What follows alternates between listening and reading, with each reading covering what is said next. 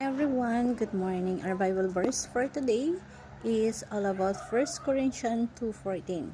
And it says here, the natural person does not accept the things of the Spirit of God, for they are fully to him, and he is not able to understand them because they are spiritually discerned. So sa Tagalog, sapagkat ang taong hindi nagtataglay ng Espiritu ay hindi kayang tanggapin ang mga kalooban mula sa Espiritu ng Diyos. Para sa kanila, kahangalan ang mga iyon at di nila naunawaan sapagkat ang mga bagay na spiritual ay mauunawaan lamang sa paraang spiritual. So, yung word natin is yung tinatawag na depravity. Ano ba ang depravity? Para sa topic natin for today. Depravity means sin has corrupted every part of human nature, mind, heart, and will.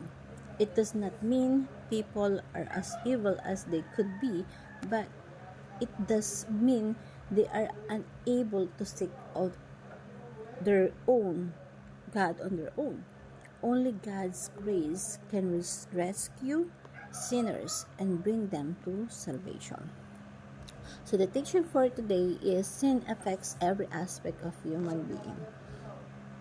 At kailangan maging aware po tayo pagdating sa ganitong sitwasyon natin sa buhay. Malaking bagay na natututo tayo at nalalaman natin na may natural na pag sinabing sinners, merong or nature ng tao, may natural na kasalanan ang tao. May kumbaga natural sa tao maging makasalanan. Ano ba ang depravity na likes na yung kasamaan natin? Sin has corrupted every part of the future natin. We lack God righteous. Only God grace can rescue sinners and bring them to salvation. Nung nagkasala si Eva at Adan, ginawa nila, nagtago sila. Instead na i-confess nila kung ano yung nagawa ng kasalanan, tinago pa nila, nagtago sila sa ating Panginoon. Pero, ang napakabuti ng Diyos kasi ang Diyos ang naghanap sa tao. Kaya nagpapasalamat tayo kasi natagpuan niya tayo, ikaw, tayong lahat para mailigtas. Umpisa pa lang ang Diyos na naghanap sa atin kaysa tayo ang naghanap sa Kanya. And sabi nga, ang tao, nagtataglay ito ng espiritu. Ang isang tao na hindi nagtataglay ng espiritu ay isang kahangalan. Kasi ang espiritu ng Diyos na taglay natin ay nauunawaan natin, at pag meron tayong espiritu ng Diyos sa buhay natin, nauunawaan natin yung mga bagay-bagay.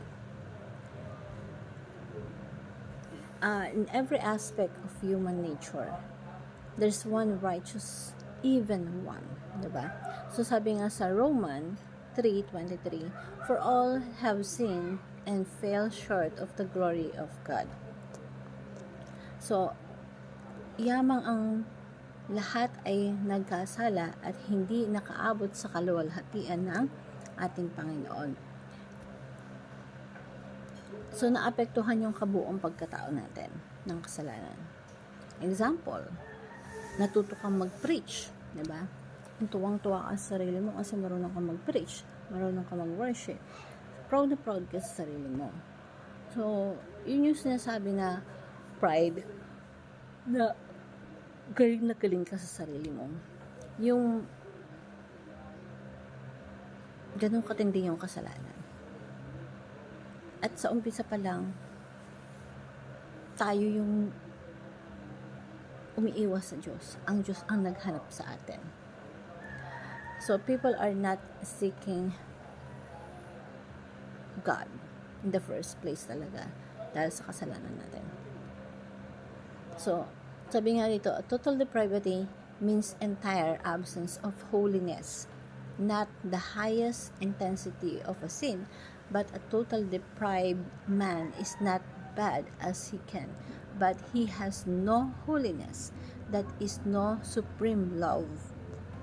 And so, dahil sa kasalanan natin, nawawala talaga yung supreme love sa pagkatao natin. Salvation is entirely work of God's grace. Nung natagpuan tayo ng Diyos, ibinilig na tayo sa Kanya, lalo na sa mga panahon na hindi tayo kamahal-mahal at hindi tayo katanggap-tanggap. Pinili niya tayo, hinanap niya tayo.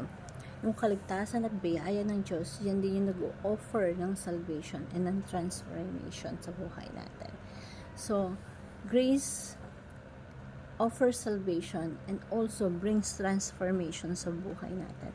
At dapat lang natin pasalamatan ng Diyos na makita natin at malaman natin purely how important that He saved us. Kasi hindi natin kayang iligtas ang ating mga sarili. At yung application nito sa buhay natin na acknowledge your needs for God's grace and repent sincerely from the mind, heart, and will. Trust in Christ alone for your salvation and transformation. And kailangan maintindihan natin na why it is important to understand that salvation is entirely by God's grace and not by our own efforts. And I want to share this simple prayer. Heavenly Father, I humbly acknowledge that apart from you, I am lost in sin.